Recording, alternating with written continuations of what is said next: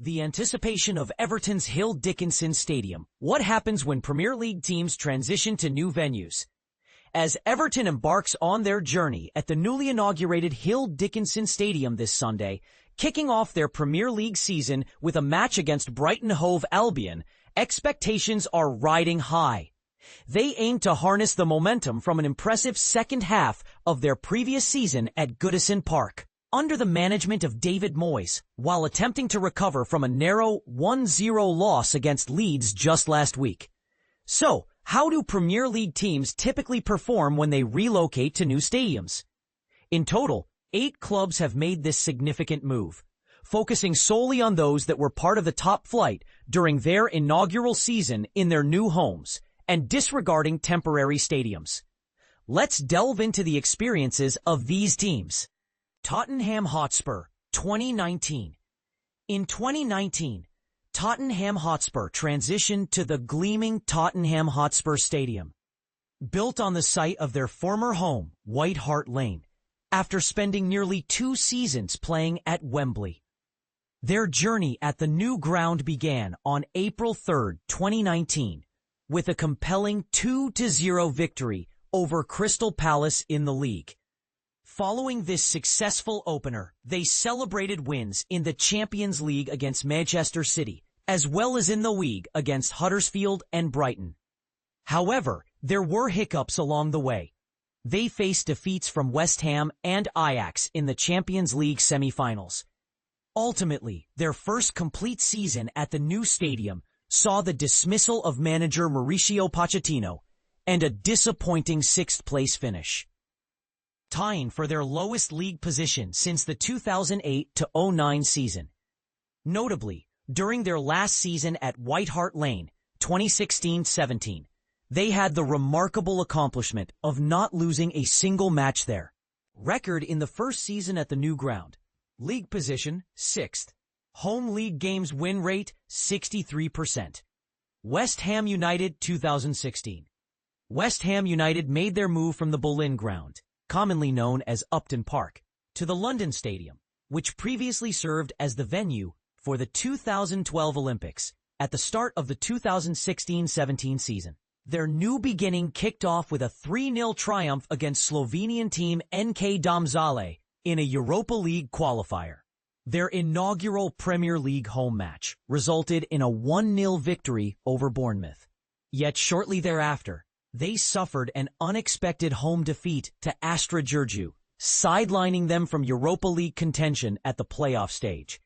Fans had to wait until October 22nd for another home win. By the season's conclusion, West Ham finished in 11th place, 4 spots lower than their previous season at Upton Park, where they had managed a notable victory against Manchester United in their final game at the site which served them for over a century.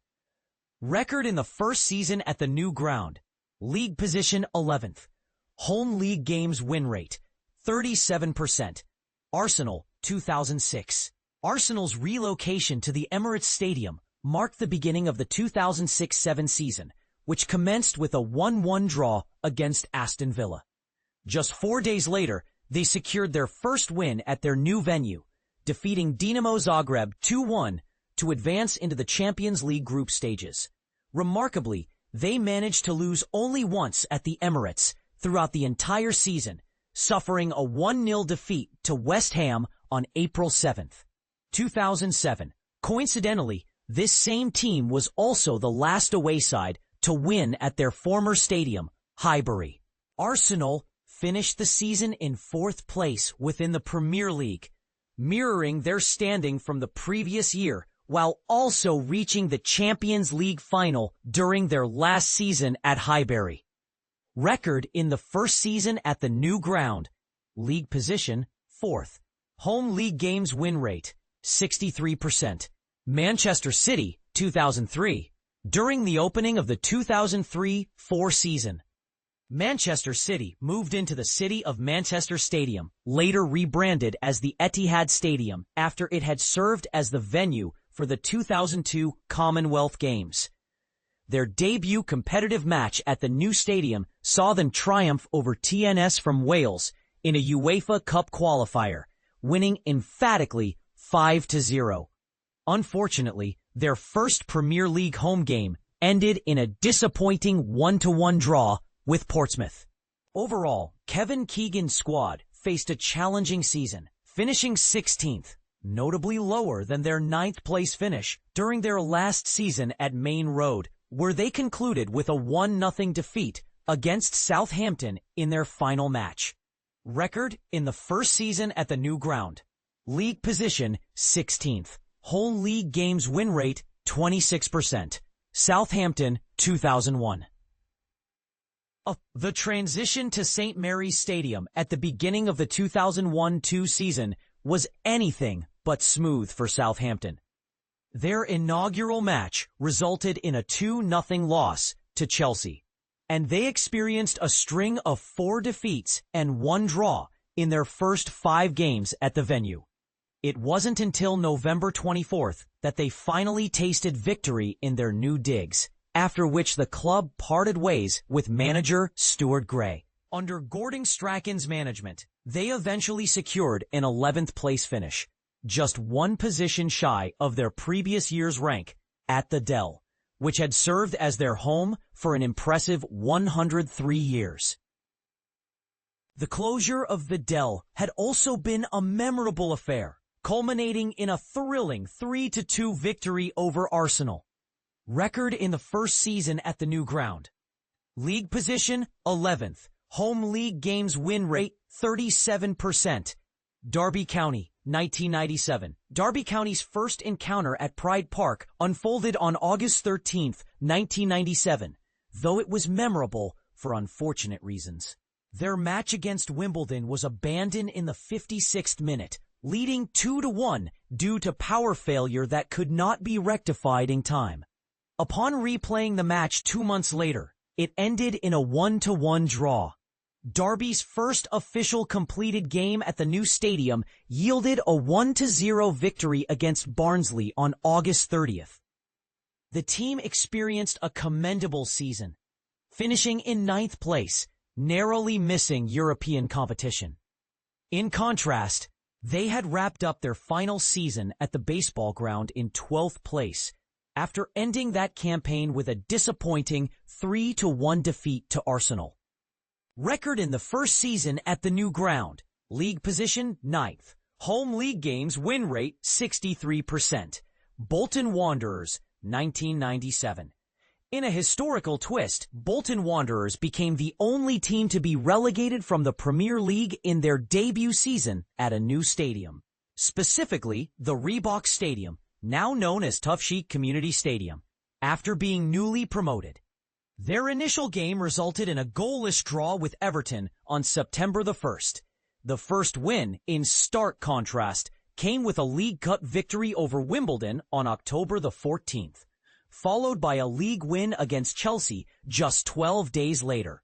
The team had celebrated a successful promotion to the top flight after winning the First Division, concluding their tenure at Burnden Park with a glorious 4-1 victory against Charlton on April the 25th, 1997.